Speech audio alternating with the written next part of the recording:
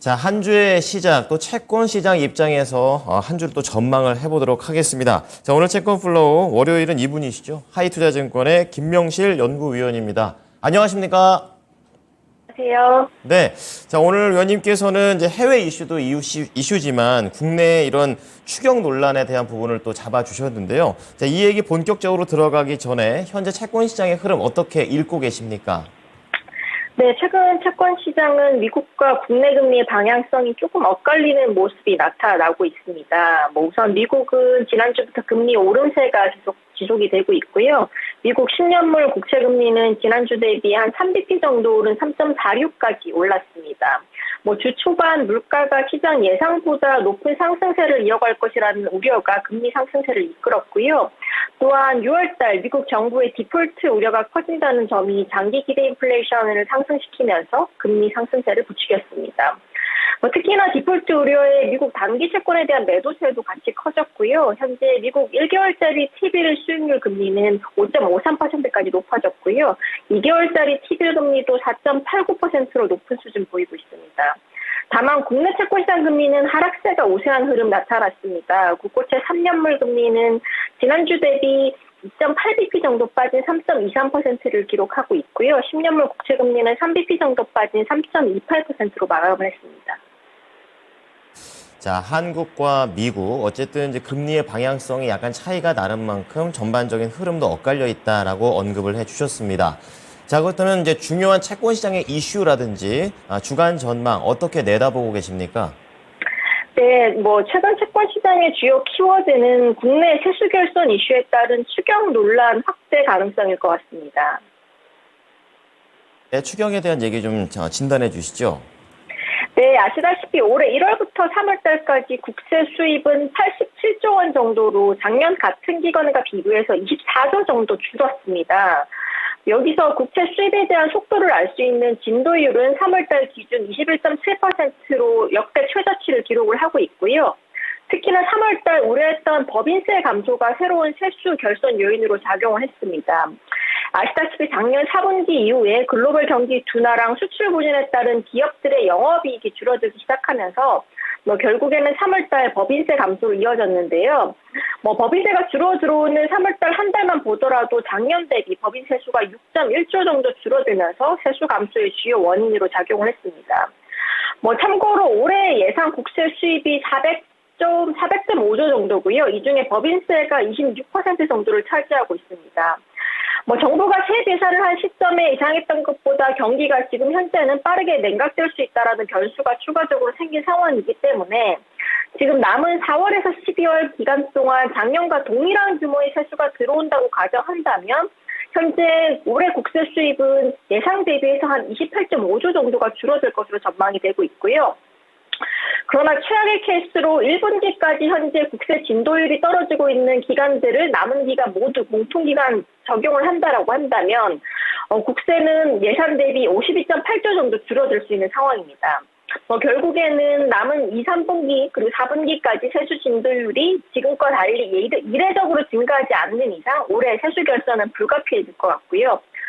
문제는 정부에서 추가적으로 가용할 수 있는 자금이 과연 있을 수 있을지인데 우선 이제 2023년도 이전에 세수 부족 사례는 대략 한 9개 연도에서 발생을 했었습니다.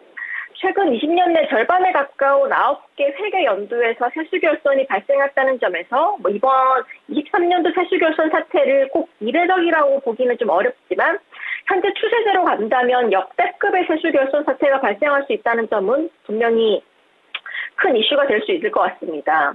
과거에 이제 세입 경쟁을 위해 추경을 편성했던 해는 크게 6차례가 있는데 2004년과 2005년 그리고 2009년과 2013년 그리고 2015년, 2020년 있습니다. 나머지 3개 연도의 세수 결손이 크지 않아서 전년도 결산에 따른 세계 잉여금과 한은 잉여금 같은 이런 남은 잉여금 등으로 부족분을 충당을 했다면 2004년부터 6차례의 세입 경쟁을 통해서 추가 경쟁 예상을 편성했던 사례에서는 대부분 대원의 추가 방안이 국채 발행이었다는 점에서 주목을 좀 해볼 필요가 있을 것 같습니다. 최근 국무회의에서 심의 의결된 세계 잉여금은 9.1조 원 정도로 추산이 되고 있고요. 이 중에 채무 상황들을 제외하며 일반 회계에서 2.8조 원이 남아있고 특별 회계 장려분이 3.1조 정도 남아있습니다. 결국에 올해 정부가 쓸 수 있는 가용자금은 5.9조 원 정도가 될 수 있을 것 같고요. 앞서 말씀드렸다시피 최소 올해 28조 정도 세수 디폴트가 나올 수 있는 상황이기 때문에 정부의 가용자금을 고려하더라도 세수 부족분을 위한 추경 필요분은 최소 20조 원 정도 이상으로 추정을 좀 해보고 있습니다. 결국에 최소 20조 원 이상의 적자국채 발행은 불가피할 것으로 보여지고 있고요. 이로 인해서 채권 시장에 남은 우려는 결국에는 추경, 즉 적자국채 발행 확대로 인해서 국고채 시장의 공급 부담이 조금 커질 수 있다는 점입니다. 아시다시피 올해 국고채 순발행은 작년 대비 35조 정도 줄어든 61조 정도로 잡혀 있는데 이런 부분이 그동안은 국채시장이 우호적인 재료로 작용을 했다면 만약에 하반기에 제가 말씀드린 것처럼 세액 경쟁을 통해 추경이 편성되고 그리고 대부분을 적자국채 발행을 통해 조달한다면 예상과 달리 하반기는 정부 국채의 발행 부담이 이전과 달리 커질 수 있다는 우려는 좀 더 높아질 것으로 보여지고 있습니다. 그래서 이런 부분들이 하반기에 채권 시장의 공급 부담으로 작용할 소지가 크다라고 보고 있습니다. 네. 기업들이 내는 세금이 적어지면서 나라를 이끌 만한 돈이 부족해졌고 이것 때문에 하반기 추경에 대한 부분을 예상하고 계시는데 결국 이게 또 다른 악재가 될 수도 있다라는 부분에서 중요한 부분인 것 같습니다. 자, 그렇다면 마지막으로 주간 채권 전략 잡아주신다면요? 네, 이번 주는 박스권 속에 방향성이 조금 부재하는 등락 흐름, 재미없는 흐름을 이어갈 것으로 보고 있습니다. 일단 이제 다음 주 5월달 금통위 동결 전망이 지배적이고요. 이로 인해서 금리 변동성이 계속적으로 제한되는 흐름 나올 수 있다고 보고 있습니다. 대외적으로는 미국 은행권들의 대출 태도 강화가 결국에는 확인되고 있기 때문에 이런 부분들은 중장기적으로는 금리 하방 압력으로 작용할 것으로 보이고 있지만 지금 당장 직면한 미국의 부채 한도 협상 관련 노이즈는 노이즈가 마무리되기 전까지는 미국 국채는 단기물 금리의 방향 변동성은 확대될 소지가 있을 것 같고요. 국내는 앞서 말씀드린 대로 금통위 전 큰 방향성을 보이지 않는 박스권 내의 등락을 이어갈 것으로 보고 있습니다. 네, 미국의 FOMC도 FOMC면 국내의 내용들도 잘 체크해 보도록 하겠습니다. 오늘 말씀 감사합니다. 네, 감사합니다. 네. 자, 오늘 채권 플로우는요, 하이투자증권의 김명실 연구위원이었습니다.